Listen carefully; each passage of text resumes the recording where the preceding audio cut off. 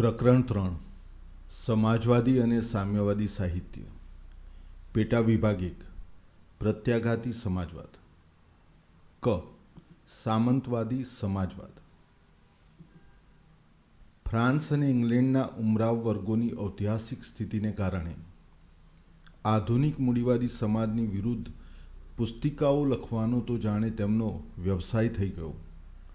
1830ના જુલાઈની French ક્રાંતિમાં તથા ઇંગ્લેન્ડના સંસદ સુધારાના આંદોલનમાં એ ઉમરાવ વર્ગો ફરી પાછા તિરસ્કૃત નવા તાલેવરોના હાથે પરાજિત થઈ ગયા.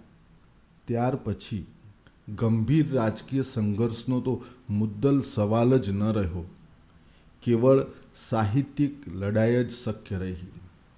પરંતુ સાહિત્યના ક્ષેત્રમાં પણ પુનર્સ્થાપનાના જમાનાની પુરાણી હાકલો અશક્ય બની ગઈ હતી.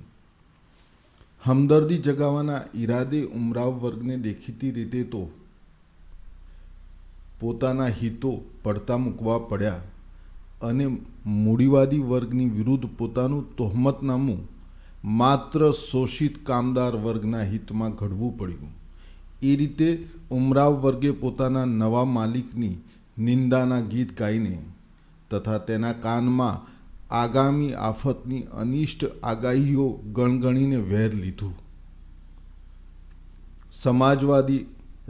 સામંતી સમાજવાદનો ઉદય એવી રીતે થયો.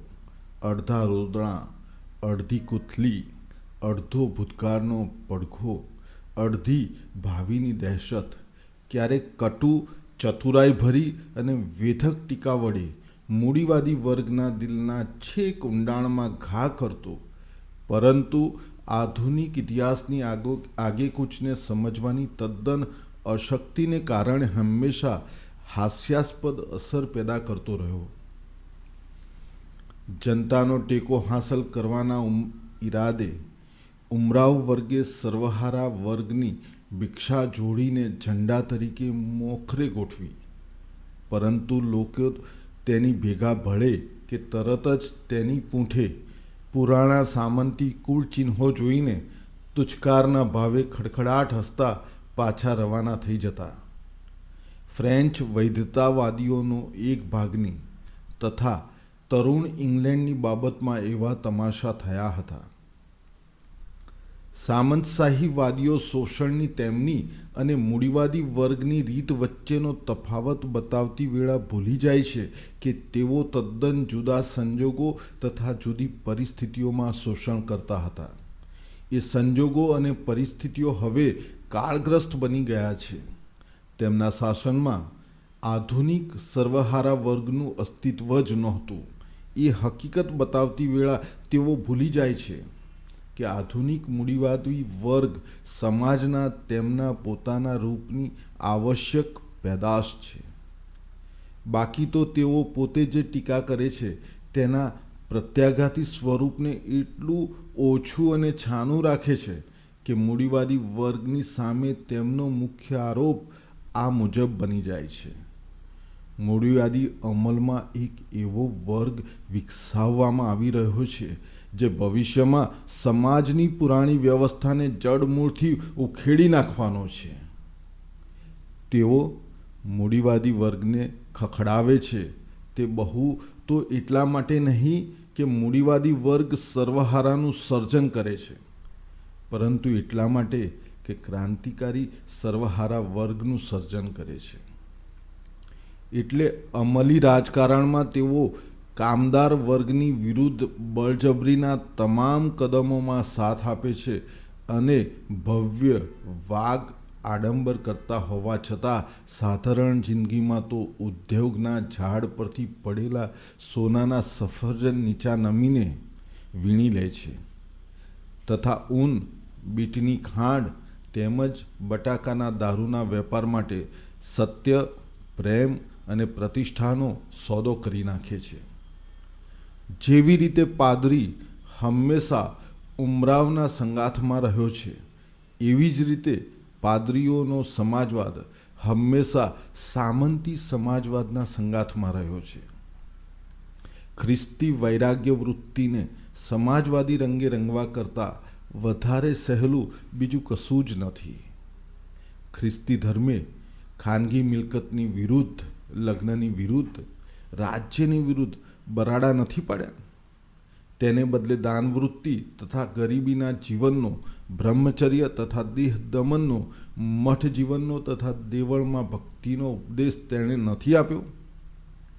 ખ્રિસ્તી સમાજવાદ તો કેવળ પવિત્ર જળ છે, જેના વડે પાદરી ઉમરાવના હૈયા બળાપા ટાઢા પાડે છે. ખ. નિમ્ન મૂડીવાદી સમાજવાદ. જેને મૂડીવાદી વર્ગે પાયમાલ કરી નાખ્યો હોય, આધુનિક મૂડીવાદી સમાજના વાતાવરણમાં જેના અસ્તિત્વના સંજોગો વિલાતા રહ્યા હોય અને ખતમ થઈ ગયા હોય, એવો વર્ગ સામંતી ઉમરાવ વર્ગ એકલો જ નથી.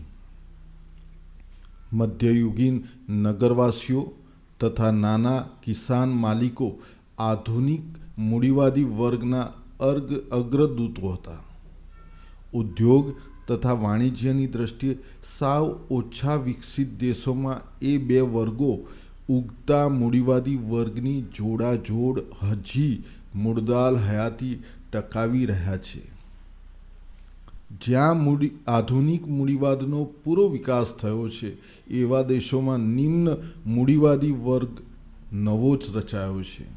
એ વર્ગ હંમેશા સર્વહારા તથા મૂડીવાદી વર્ગની વચ્ચે ડગુમગુ રહે છે અને મૂડીવાદી સમાજના પૂરક ભાગ તરીકે નિરંતર નવેસરથી બનતો રહે છે. પરંતુ એ વર્ગના વ્યક્તિગત સભ્યો હરીફાઈના પરિણામે સતત સર્વહારા વર્ગમાં ફેંકાતા જાય છે અને જેમ જેમ આધુનિક ઉદ્યોગનો વિકાસ થતો જાય છે, તેમ તેમ તેઓ એવી ઘડીને સમીપ આવતી પણ જોઈ શકે છે કે જ્યારે તેઓ આધુનિક સમાજના એક સ્વતંત્ર વિભાગ તરીકે તદ્દન અદૃશ્ય થઈ જશે અને ઉદ્યોગોમાં, ખેતીમાં તથા વાણિજ્યમાં તેમનું સ્થાન ચોબરો, કારભારીઓ તથા ગુમાસ્તાઓ લઈ લેશે. ફ્રાન્સ જેવા દેશોમાં કે જ્યાં વસ્તીનો અડધા કરતાં વધારે હિસ્સો કિસાનો છે, ત્યાં સ્વાભાવિક હતું કે મૂડીવાદી વર્ગની સામે સર્વહારા વર્ગનો પક્ષ લેનાર લેખકો મૂડીવાદી અમલની પોતાની ટીકામાં કિસાન તથા નિમ્ન મૂડીવાદીના ધોરણનો ઉપયોગ કરે અને મધ્યવર્તી વર્ગોના દ્રષ્ટિબિંદુથી કામદાર વર્ગનું જોશીલું સમર્થન કરે. નિમ્ન મૂડીવાદી સમાજવાદનો ઉદય એવી રીતે થયો. સિસ્મોન દી એવા વિચાર પ્રવાહનો આગેવાન હતો, કેવળ ફ્રાન્સમાં જ નહીં પરંતુ ઇંગ્લેન્ડમાં પણ. સમાજવાદના એ વિચાર પ્રવાહે આધુનિક ઉત્પાદનના સંજોગોમાં હયાત આંતરવિરોધોનું અત્યંત સૂક્ષ્મ પૃથક્કરણ કર્યું. તેણે અર્થશાસ્ત્રીઓના દંભી ખુલાસાઓને ઉઘાડા પાડ્યા. યંત્રો તથા શ્રમ વિભાજનની, થોડાક માણસોના હાથમાં મૂડી તથા જમીનના કેન્દ્રીયકરણની અને અતિ ઉત્પાદન તથા કટોકટીઓની વિનાશક અસરો તેણે નિર્વિવાદ રૂપે સાબિત કરી દીધી. નાના મૂડીદાર તથા કિસાનની અનિવાર્ય પાયમાલી, સર્વહારા વર્ગની કંગાલિયત, ઉત્પાદનમાં અરાજકતા, સંપત્તિની વહેંચણીમાં કારમી અસમાનતાઓ, રાષ્ટ્રો વચ્ચે એકબીજાને ખતમ કરી નાખવાની ઔદ્યોગિક લડાઈ અને પુરાણા નીતિબંધનો, પુરાણા કૌટુંબિક સંબંધો તથા પુરાણી પ્રજાઓના વિઘટન તરફ તેણે નિર્દેશ કર્યો. પરંતુ એ પ્રકારના સમાજવાદના રચનાત્મક લક્ષ્યોમાં કાં તો ઉત્પાદનના તથા વિનિમયના પુરાણા સાધનોને અને તેની સાથોસાથ પુરાણા મિલકત સંબંધોને તથા પુરાણા સમાજને ફરી સ્થાપવાની આકાંક્ષા રખાય છે, અથવા ઉત્પાદન તથા વિનિમયના આધુનિક સાધનોને પુરાણા મિલકત સંબંધોના આધુનિક સાધનોને કારણે જે ખતમ થઈ ગયા છે તથા ચોક્કસ રૂપે ખતમ થઈ જવાના હતા એ સંબંધોના માળખામાં જકડી લેવાની આકાંક્ષા રખાય છે. બંને દ્રષ્ટિએ તે પ્રત્યાઘાતી તેમજ તરંગી છે. તેના આખરી શબ્દો છે ઔદ્યોગિક ઉત્પાદન માટે સામૂહિક ગિલ્ડો તથા ખેતીવાડીમાં પિતૃશાસનના સંબંધો. આખરે જ્યારે અફર ઐતિહાસિક હકીકતોએ આત્મવંચનાની તમામ કેફી અસરોને ખતમ કરી નાખી, ત્યારે એ પ્રકારનો સમાજવાદ ગમગીનીની સખત આંચકીઓ ખાતા ખાતા ખતમ થઈ ગયો. જર્મન અથવા સાચો સમાજવાદ. ફ્રાન્સનું સમાજવાદી અને સામ્યવાદી સાહિત્ય મૂડીવાદી વર્ગની સત્તાના દબાણ હેઠળ સર્જાયેલું સાહિત્ય અને એ સત્તા સામેના સંઘર્ષને વ્યક્ત કરતું સાહિત્ય જર્મનીમાં એવા સમયે દાખલ થયું કે જ્યારે એ દેશમાં સામંતી આપખુદશાહીની સામે મૂડીવાદી વર્ગનો સંઘર્ષ તાજો જ શરૂ થયો હતો. જર્મન ફિલોસોફર બનવાના ફાંફા મારતા માણસો અને મનીષીઓએ એ સાહિત્યને ઉત્સાહપૂર્વક ઝડપી લીધું, પરંતુ તેઓ ભૂલી ગયા કે ફ્રાન્સથી જર્મનીમાં આવેલા એ લખાણોની સાથે સાથ ફ્રાન્સની સામાજિક પરિસ્થિતિ જર્મનીમાં આવી નહોતી. એ ફ્રેન્ચ સાહિત્યનું સમગ્ર તાત્કાલિક અમલી મહત્વ જર્મન સામાજિક પરિસ્થિતિના સંપર્કમાં ખતમ થઈ ગયું અને તેણે નિર્ભેળ સાહિત્યિક સ્વરૂપ ધારણ કરી લીધું. અને એ રીતે 18મી સદીના જર્મન ફિલોસોફરોની નજરમાં પ્રથમ ફ્રેન્ચ ક્રાંતિની માંગો સામાન્ય રૂપમાં વ્યવહારિક તર્કની માંગોથી વધારે કશું જ નહોતી અને ક્રાંતિકારી ફ્રેન્ચ મૂડીવાદી વર્ગના સંકલ્પની અભિવ્યક્તિ તેમની નજરમાં શુદ્ધ સંકલ્પ તો જેવો હોય એ જ સંકલ્પના, સામાન્ય રૂપે ખરા માનવીય સંકલ્પના નિયમો અંકિત કરતી હતી. જર્મન સાહિત્યકારોની સમગ્ર કામગીરી નવા ફ્રેન્ચ વિચારોનો તેમના પ્રાચીન તત્વજ્ઞાની અંતરઆત્મા જોડે સુમેળ સાધી લેવામાં જ, અથવા એમ કહીએ કે પોતાનું તત્વજ્ઞાનીય દ્રષ્ટિબિંદુ તજી દીધા વગર ફ્રેન્ચ વિચારોને તેમાં ઉમેરી દેવામાં જ સમાયેલી હતી.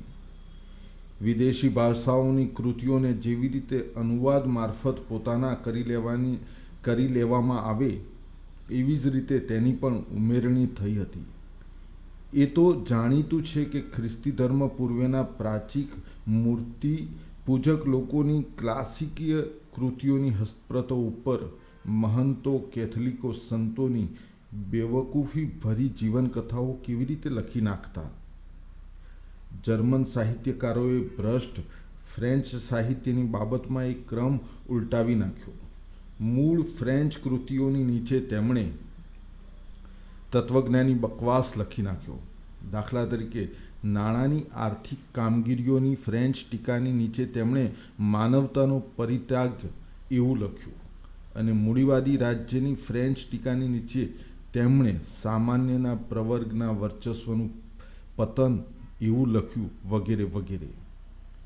ફ્રેન્ચ સિદ્ધાંતોની પાછળ એવા તત્વજ્ઞાની વાક્યો લખી કાઢવાના કૃત્યને તેમણે પ્રવૃત્તિની ફિલોસોફી, સાચો સમાજવાદ, સમાજવાદનું જર્મન વિજ્ઞાન કે સમાજવાદનો તત્વજ્ઞાનીય આધાર એવા નામો આપ્યા. એ રીતે ફ્રેન્ચ સમાજવાદી અને સામ્યવાદી સાહિત્યને તદ્દન સત્વવિહીન બનાવી દેવામાં આવ્યું અને જર્મન માણસના હાથમાં તે એક વર્ગની સામે બીજા વર્ગના સંઘર્ષને વ્યક્ત કરતું બંધ થઈ ગયું. એટલે જર્મન માણસને ખ્યાલ બંધાઈ ગયો કે તેણે ફ્રેન્ચોની એકાંગીતાને દૂર કરી દીધી છે. પોતે ખરી આવશ્યકતાઓનું નહીં પણ સત્યની આવશ્યકતાઓનું, સર્વહારા વર્ગના હિતોનું નહીં પણ માનવીય પ્રકૃતિના સામાન્ય રૂપે માનવીના, કોઈ વર્ગના નહીં, કશી વાસ્તવિકતા વગરના કેવળ તત્વજ્ઞાની કલ્પના વિહારના ધૂંધળા જગતમાં જ અસ્તિત્વ ધરાવતા માનવીના હિતોનું પ્રતિનિધિત્વ કરે છે. પોતાનું નિશાળ્યું લેશન ગંભીર ભાવે તથા ભારે ઊંડાણથી ધ્યાનથી કરતા અને ધુતારાની જેમ પોતાના હલકા માલના ભારે ગુણગાન ગાતા એ જર્મન સમાજવાદની વિદ્યાદંભી નિર્દોષતા દરમિયાનમાં ધીરે ધીરે ઓસરી ગઈ.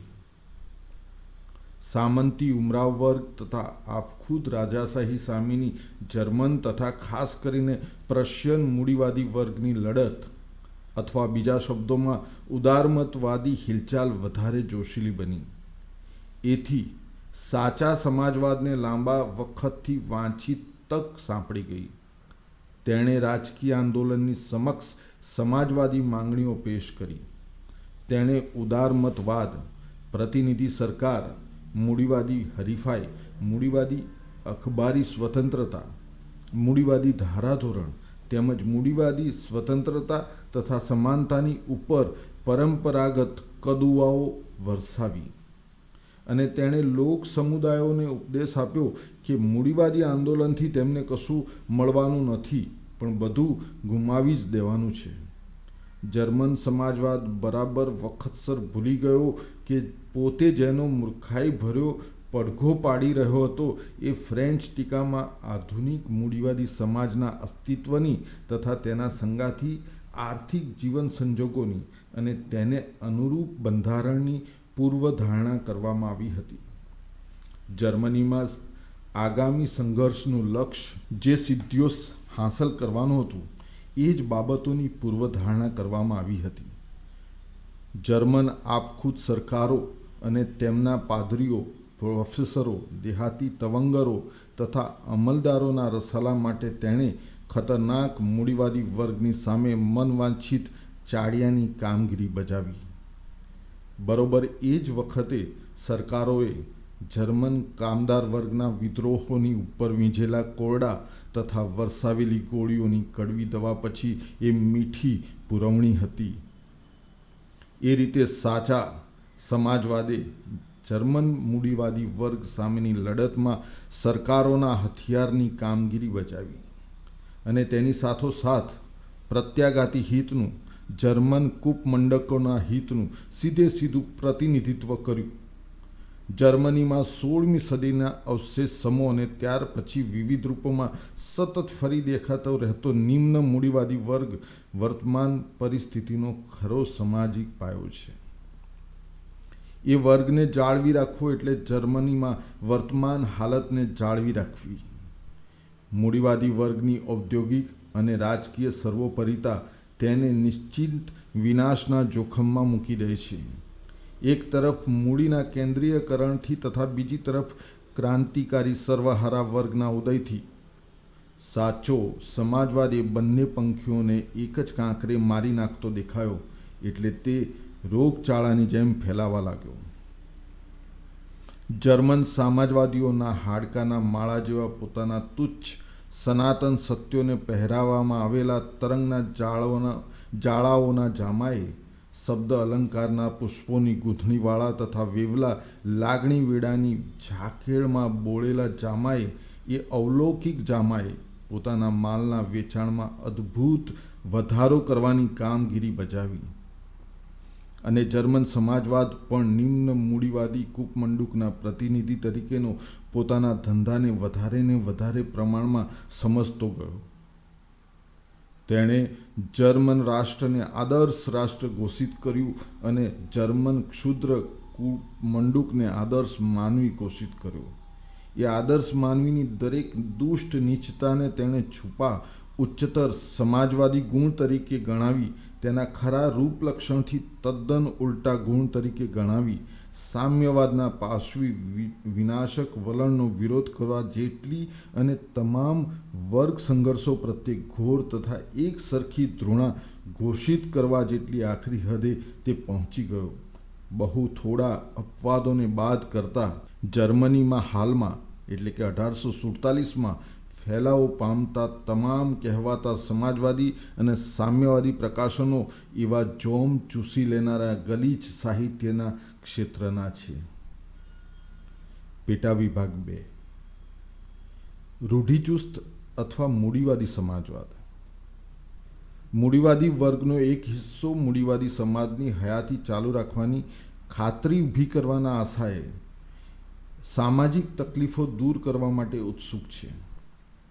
એ હિસ્સામાં અર્થશાસ્ત્રીઓ, સખાવતી માણસો, માનવતાવાદીઓ, કામદાર વર્ગની હાલત સુધારનારાઓ, જીવદયા મંડળોના સભ્યો, મદિરા ત્યાગના જનૂની હિમાયતો અને કલ્પનામાં આવી શકે એવી દરેક જાતના ખૂણે ખાંચરે પડેલા સુધારકો સામેલ છે. વળી આ રૂપના સમાજવાદની પૂરેપૂરી પદ્ધતિઓ ઘડી નાખવામાં આવી છે. એ રૂપના એક ઉદાહરણ તરીકે અમે પ્રુંધોની કૃતિ દરિદ્રતાની ફિલસૂફીનો ઉલ્લેખ કરીશું. સમાજવાદી મૂડીવાદીઓ આધુનિક સામાજિક સંજોગોમાંથી આવશ્યક રૂપે પેદા થતા સંઘર્ષો તથા જોખમ વગર તેના તમામ ફાયદાઓ માણવા માંગે છે. તેઓ સમાજની વર્તમાન સ્થિતિને તેના ક્રાંતિકારી તથા વિઘટક તત્વો વગર ટકાવી રાખવા માંગે છે. તેમને મૂડીવાદી વર્ગ જોઈએ છે, પણ સર્વહારા વર્ગ નથી જોઈતો. મૂડીવાદી વર્ગ સ્વાભાવિક રીતે જ એવી દુનિયાને ઉત્તમ ગણે છે કે જેમાં તેઓ પોતે સર્વોપરી હોય, અને મૂડીવાદી સમાજવાદ એવી સુખચેનની કલ્પનાને તરેહવાર ઓછી કે વધારે પરિપૂર્ણ પદ્ધતિઓમાં વિકસાવે છે.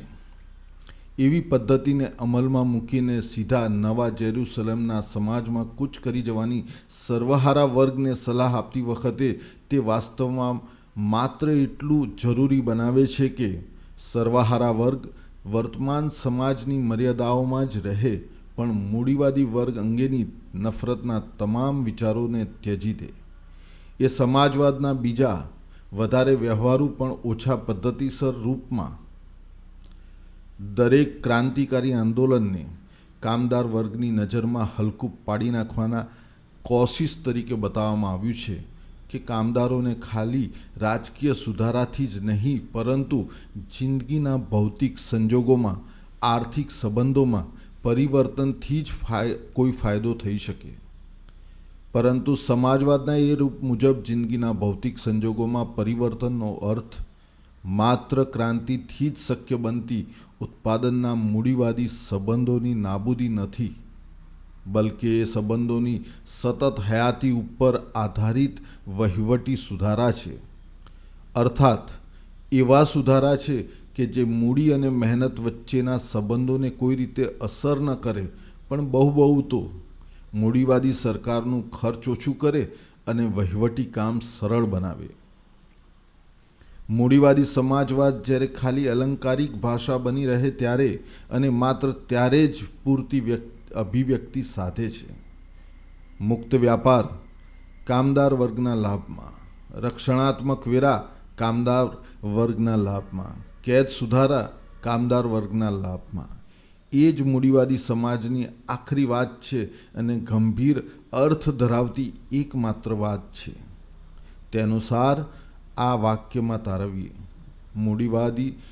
મૂડીવાદી કામદાર વર્ગના ફાયદા ખાતર છે. પેટા વિભાગ 3: ટીકાત્મક તરંગી સમાજવાદ અને સામ્યવાદ. અમે અહીંયા એ સાહિત્યનો ઉલ્લેખ નથી કરતા કે જેણે દરેક મહાન આધુનિક ક્રાંતિમાં સર્વહારા વર્ગની માંગોને હંમેશા વ્યક્ત કરી છે. દાખલા તરીકે બાબ્યોફના તથા બીજાઓના લખાણો. સામંતી સમાજને ઉથલાવવામાં આવી રહ્યો હતો ત્યારે સાર્વત્રિક ઉત્તેજનાના જમાનામાં સર્વહારા વર્ગે પોતાના લક્ષ્યો સાધવા માટે કરેલા પ્રથમ સીધા પ્રયાસો એ વખતે સર્વહારા વર્ગની અવિકસિત હાલતને લીધે તેમજ તેની મુક્તિના આર્થિક સંજોગોની ગેરહાજરીના લીધે અનિવાર્ય રૂપે નાકામયાબ થઈ ગયા. તેની મુક્તિના સંજોગો હજુ પેદા થયા નહોતા અને આગામી મૂડીવાદી યુગ જ તેને પેદા કરી શકે એમ હતો. સર્વહારા વર્ગના એ પ્રથમ આંદોલનોનું સંગાથી ક્રાંતિકારી સાહિત્ય અનિવાર્ય રૂપે પ્રત્યાઘાતી અંતરસત્વ ધરાવતું હતું. તેમાં સર્વસામાન્ય વૈરાગ્ય વૃત્તિ તથા તદ્દન કઢંગા રૂપની સામાજિક સમાનતા સામેલ હતી. સેન્ટ સિમોન, ફુરિયે, ઓવેન તથા બીજાઓની યોગ્ય રીતે જ સમાજવાદી તથા સામ્યવાદી ગણતી પદ્ધતિઓનો ઉદ્ભવ મૂડીવાદી વર્ગ અને સર્વહારા વર્ગ વચ્ચેના સંઘર્ષના ઉપરોક્ત પ્રારંભિક અવિકસિત ગાળામાં થયો હતો, જુઓ વિભાગ 1 મૂડીવાદ અને સર્વહારાઓ. એ પદ્ધતિઓના સંસ્થાપકો સમાજના એ વખતના રૂપમાં વર્ગો વચ્ચેના અંટસોને તેમજ વિઘટક તત્વોની કામગીરીને અલબત્ત પારખે છે, પરંતુ હજી શિશુવયનો સર્વહારા વર્ગ તો તેમની સામે કશી ઐતિહાસિક પહેલકદમી કે કોઈ સ્વતંત્ર રાજકીય આંદોલન વગરના વર્ગનું દ્રશ્ય જ પેશ કરે છે. વર્ગો વચ્ચેના અંટસનો વિકાસ ઉદ્યોગના વિકાસની સાથે સાથે એક સરખા પ્રમાણમાં થતો હોવાથી તેમની સામે ઉપસ્થિત આર્થિક પરિસ્થિતિમાં તેમને સર્વહારા વર્ગની મુક્તિ માટે ભૌતિક સંજોગો હજી નજરે નથી પડતા. એટલે તેઓ એવા સંજોગો પેદા કરનારા નવા સામાજિક વિજ્ઞાનની, નવા સામાજિક નિયમોની તલાશ કરે છે. સામાજિક ક્રિયાનું સ્થાન તેમની વ્યક્તિગત શોધક પ્રવૃત્તિ લઈ લે, મુક્તિના ઐતિહાસિક રીતે સર્જાયેલા સંજોગોનું સ્થાન કપોળ કલ્પિત સંજોગો લઈ લે અને સર્વહારા વર્ગના ધીરે ધીરે આપોઆપ રચાતા સંગઠનનું સ્થાન એ શોધકોએ ઉપજાવી કાઢેલા સમાજનું સંગઠન લઈ લે. તેમની નજરમાં ભવિષ્યનો ઇતિહાસ તેમની સામાજિક યોજનાઓના પ્રચાર તથા વાસ્તવિક અમલનું રૂપ ધારણ કરી લે છે. તેઓ પોતાની યોજનાઓ ઘડતી વેળાએ મુખ્યત્વે કામદાર વર્ગના, સૌથી વધારે હાડમારી વેઠતા વર્ગના હિતોની કાળજી સભાન રૂપે રાખે છે. તેમને માટે તો સર્વહારા વર્ગનું અસ્તિત્વ જ સૌથી વધારે હાડમારી વેઠતા વર્ગ તરીકે જ છે. વર્ગ સંઘર્ષની અવિકસિત હાલત તેમજ એ પ્રકારના સમાજવાદીઓના પોતાના વાતાવરણને કારણે તેઓ પોતાને વર્ગો વચ્ચેના વેરભાવથી ખૂબ ઊંચી કક્ષાએ ગણે છે. તેઓ સમાજના દરેક સભ્યની હાલત, સૌથી વધારે ફાયદા માણતા સભ્યની હાલત પણ સુધારવા માંગે છે. એટલે વર્ગોના કશા ભેદભાવ વગર સમગ્ર સમાજને અપીલ કરવાની, બલકે શાસક વર્ગને ખાસ અપીલ કરવાની તેમને ટેવ પડી ગઈ છે. લોકો તેમની પદ્ધતિને એકવાર સમજી લે એટલે પછી તેમાં બને એટલા સરસ સમાજની, બને એટલી સરસ યોજનાને પારખી લીધા વગર કેમ રહી શકે, એવું તેઓ માને છે. એટલે તેઓ સમગ્ર રાજકીય અને ખાસ કરીને સમગ્ર ક્રાંતિકારી પ્રવૃત્તિને નકારી કાઢે છે. તેમની મંશા પોતાના લક્ષ્યો શાંતિમય ઉપાયો વડે સિદ્ધ કરવાની છે અને અનિવાર્ય રૂપે નિષ્ફળ જનારા નાનકડા અખતરાઓ મારફત તથા ઉદાહરણના પ્રભાવ મારફત તેઓ નવા દૈવિક સામાજિક આદેશનો માર્ગ ઘડવાનો પ્રયાસ કરે છે. સર્વહારા વર્ગ હજી સાવ અવિકસિત હાલતમાં હોય અને તેને પોતાની સ્થિતિનો ખ્યાલ માત્ર કલ્પનાના આધારે જ હોય એવા જમાનામાં ઘડી કાઢવામાં આવેલ આવા તરંગી ચિત્રો ભાવિ સમાજની સામાન્ય પુનર્ઘટના માટે એ વર્ગની પ્રથમ સાહજિક ઝંખનાઓને અનુરૂપ છે. પરંતુ એ સમાજવાદી તથા સામ્યવાદી પ્રકાશનોમાં ટીકાત્મક તત્વ પણ છે. તેઓ હયાત સમાજના પ્રત્યેક સિદ્ધાંતની ઉપર પ્રહાર કરે છે. એટલે કામદાર વર્ગની વાફેકદારી માટે અત્યંત મૂલ્યવાન સામગ્રી તેમાં ભરપૂર પડી છે. તેમાં રજૂ કરવામાં આવેલા ઇષ્ટ નિષ્કર્ષો, દાખલા તરીકે શહેરો અને ગામો વચ્ચેના ભેદની નાબૂદી, પરિવારની નાબૂદી, ખાનગી વ્યક્તિઓના ફાયદા માટે ઉદ્યોગોને ચલાવવાનું બંધ કરવું, મજૂરીની પ્રથાની નાબૂદી, સામાજિક સુમેળની ઘોષણા, રાજ્યની કામગીરીઓ બદલી નાખીને માત્ર ઉત્પાદનની દેખરેખ પૂરતી બનાવી દેવી, આ બધી દરખાસ્તો વર્ગો વચ્ચેના અંટસોની નાબૂદી તરફ જ નિર્દેશ કરે છે. પરંતુ એ જમાનામાં વર્ગો વચ્ચેના અંટસો તો હજી તાજા જ દેખાઈ રહ્યા હતા અને પ્રકાશનોમાં અંટસોના કેવળ તદ્દન આરંભના તથા અસ્પષ્ટ સ્વરૂપોને જ ધ્યાનમાં લેવામાં આવ્યા હતા.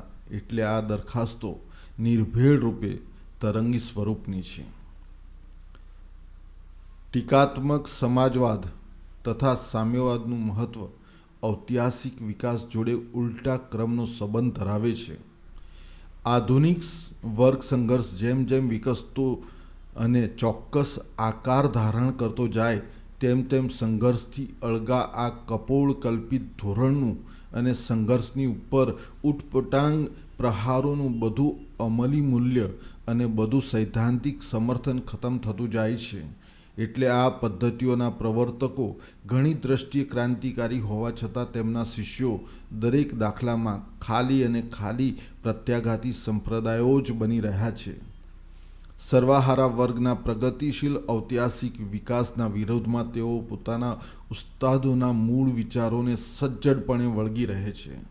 એટલે તેઓ વર્ગ સંઘર્ષને ચેતનવિહીન બનાવી દેવાની તથા વર્ગો વચ્ચેના અંટસોને સુમેળમાં પલટાવી નાખવાની કોશિશ, અને તે પણ સુસંગત કોશિશ કરે છે.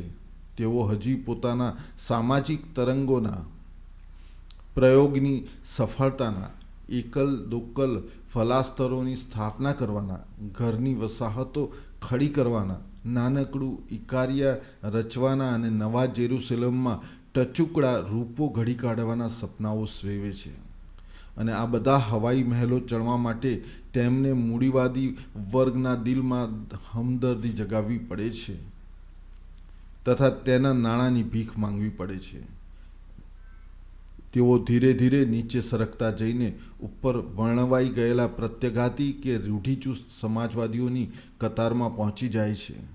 એ સમાજવાદીઓથી તેઓ ફક્ત એટલા પૂરતા જ જુદા પડે છે કે તેઓ વધારે પદ્ધતિશીલ રીતે વિદ્યાદંભી હોય છે અને તેમને પોતાના સામાજિક વિજ્ઞાનની ચમત્કારી અસરોમાં જનૂની તથા વહેમી શ્રદ્ધા હોય છે. એટલે તેઓ કામદાર વર્ગના તમામ રાજકીય કદમોનો ઉગ્ર વિરોધ કરે છે. તેમની દ્રષ્ટિએ એવા કદમો નવા દૈવી આદેશમાં આંધળી અંધશ્રદ્ધામાંથી જ પરિણમી શકે. ઇંગ્લેન્ડના ઓવેનપંથીઓ અને ફ્રાન્સમાં ફુરિયરપંથીઓ અનુક્રમે ચાર્ટિસ્ટોનો અને રિફોર્મિસ્ટોનો વિરોધ કરે છે. પેટા વિભાગ 4. વિવિધ વર્તમાન વિરોધી પાર્ટીઓના સંબંધોમાં કોમ્યુનિસ્ટોનું ધોરણ. ઇંગ્લેન્ડમાં ચાર્ટિસ્ટો તથા ઉત્તર અમેરિકામાં ગ્રામ સુધારકો જેવી વર્તમાન કામદાર વર્ગીય પાર્ટીઓના સંબંધોમાં કોમ્યુનિસ્ટોનું ધોરણ બીજા વિભાગમાં સ્પષ્ટ કરવામાં આવ્યું છે. કોમ્યુનિસ્ટો કામદાર વર્ગના તાત્કાલિક લક્ષ્યો તથા હિતો ખાતર લડે છે, પરંતુ વર્તમાન આંદોલનમાં તેઓ આંદોલનના ભાવિનું પ્રતિનિધિત્વ કરે છે તથા ધ્યાન રાખે છે. ફ્રાન્સમાં કોમ્યુનિસ્ટો રૂઢિચુસ્ત અને આમૂલ પરિવર્તનવાદી મૂડીવાદી વર્ગની સામે સામાજિક લોકશાહીવાદીઓની જોડે એકસંપી સાધે છે, પરંતુ મહાન ક્રાંતિના વખતથી ઉતરી આવેલા પરંપરાગત સૂત્રો તથા ભ્રમોના સંબંધોમાં ટીકાત્મક ધોરણ અખ્તિયાર કરવાનો અધિકાર તેઓ જાળવી રાખે છે. તેઓ સ્વિટ્ઝરલેન્ડમાં આમૂલ પરિવર્તનવાદીઓનું સમર્થન કરે છે, પરંતુ એ હકીકત લક્ષ્ય બહાર નથી રાખતા કે પાર્ટી પરસ્પર વેરભાવી તત્વોની બનેલી છે. અમુક અંશે ફ્રેન્ચ અર્થમાં લોકશાહીવાદી સમાજવાદીઓની અને અમુક અંશે આમૂલ પરિવર્તનવાદી મૂડીવાદીઓની બનેલી છે. પોલેન્ડમાં રાષ્ટ્રીય મુક્તિની પ્રથમ શરત તરીકે કિસાન ક્રાંતિનો આગ્રહ રાખનારી પાર્ટીનું 1846માં ક્રેકોવમાં વિપ્લવ જગાવનારી પાર્ટીનું તેઓ સમર્થન કરે છે. જર્મનીમાં મૂડીવાદી વર્ગ જ્યારે આપખુદ રાજાશાહીની સામે, સામંતી જાગીરદારીશાહીની સામે તથા નિમ્ન મૂડીવાદી વર્ગની સામે લડે છે, ત્યારે તેઓ તેના સંગાથમાં લડે છે.